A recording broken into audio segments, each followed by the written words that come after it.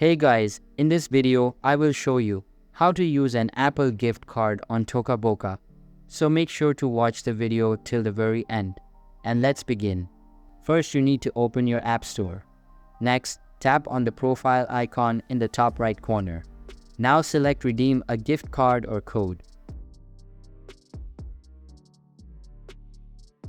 You can either use the camera to take a photo of your gift card or enter the code manually.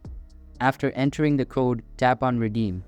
Once the card is redeemed, you can download the Toca Boca app and easily use the Apple gift card on Toca Boca.